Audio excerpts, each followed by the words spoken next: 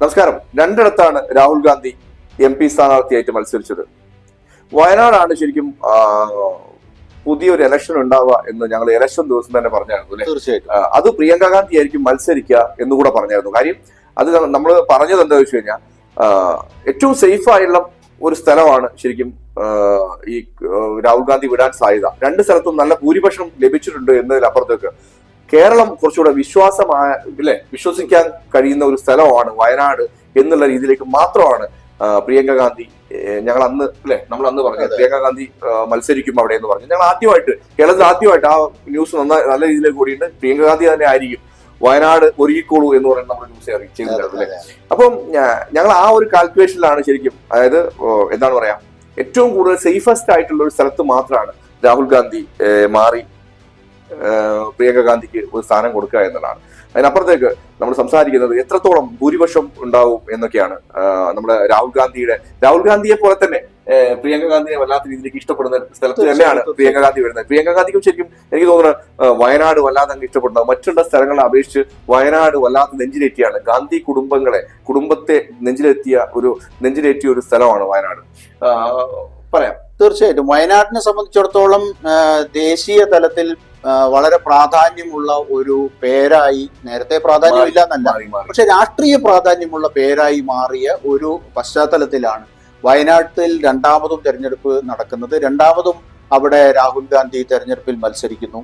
ആദ്യം രാഹുൽ ഗാന്ധി തെരഞ്ഞെടുപ്പിൽ മത്സരിച്ചപ്പോൾ ഉണ്ടായിരുന്ന വിവാദം വലിയ തോതിൽ ഇടതുപക്ഷത്തിന്റെ സ്ഥാനാർത്ഥി അവിടെ എതിരെ മത്സരിക്കുമ്പോൾ അവിടെയാണോ മത്സരിക്കേണ്ടത്, BJP മത്സരിക്കേണ്ടിടത്തല്ലേ എന്നൊക്കെയുള്ള ചോദ്യങ്ങളൊക്കെ വന്ന് മുഖരിതമായിരുന്നു ആ തെരഞ്ഞെടുപ്പ്.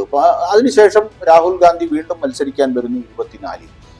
ആ തെരഞ്ഞെടുപ്പിൽ അദ്ദേഹത്തിന് നേരത്തെ ലഭിച്ച ഭൂരിപക്ഷത്തിന്റെ അത്ര നേരത്തെ അങ്ങനെ ഉണ്ടല്ലോ, ഒരു ഓപ്പണിംഗ് ചാം എന്ന് പറയുന്ന ഒരു സംഭവമുണ്ട്. ആരെ ശരിക്കും അന്ന് പക്ഷെ ഞാൻ വിചാരിച്ചു ഇത്രയും ഭൂരിപക്ഷം വരില്ല എന്നാണ്. കാര്യം അന്ന് ഇടതുപക്ഷത്തിന്റെ കുറെ വോട്ടുകൾ ശരിക്കും ആർക്ക് കിട്ടിയിട്ടുണ്ട്. പ്രധാനമന്ത്രിയാണ് അടുത്ത പ്രധാനമന്ത്രി,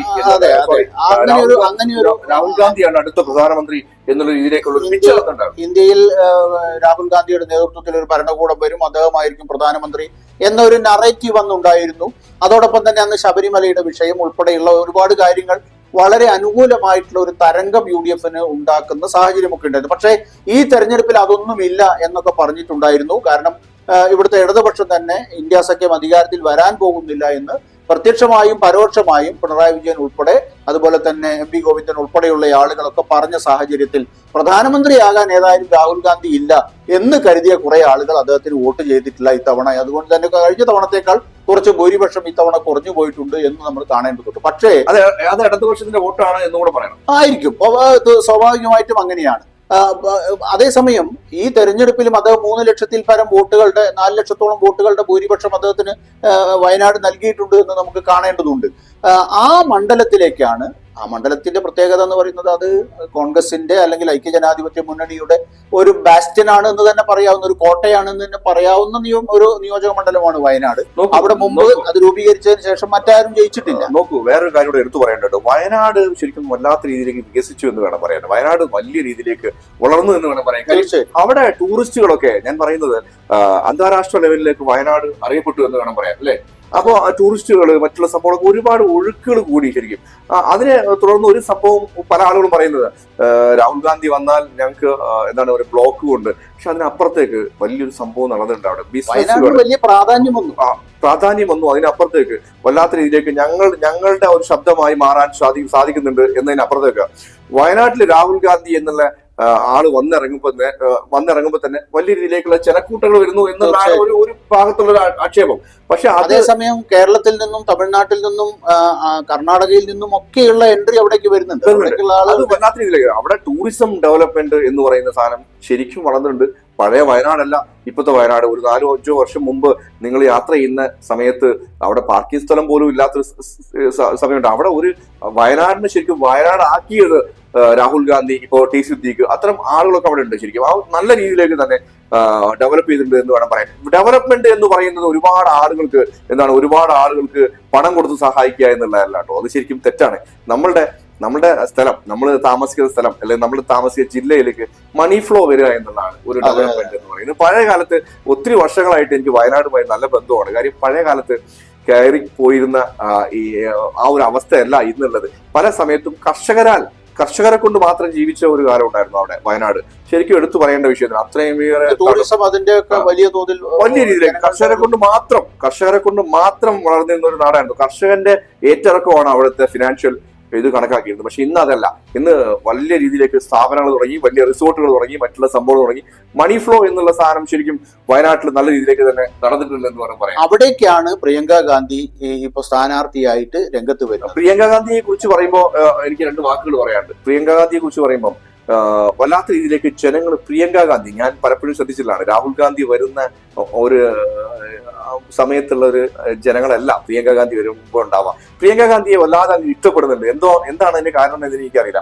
ഒന്നാമത് അവരുടെ ഏറ്റവും പ്രധാനപ്പെട്ട രാഹുൽ ഗാന്ധിക്ക് വേണ്ടത്ര ഇല്ലാത്തതും എന്നാൽ പ്രിയങ്ക ഗാന്ധിക്ക് വളരെ ഭംഗിയായിട്ട് കൈകാര്യം ചെയ്യാൻ കഴിയുന്നതും ഒക്കെ ആയിട്ടുള്ള സംഭവം എന്ന് പറയുന്നത് ജനങ്ങളുമായിട്ടുള്ള കമ്മ്യൂണിക്കേഷനാണ്.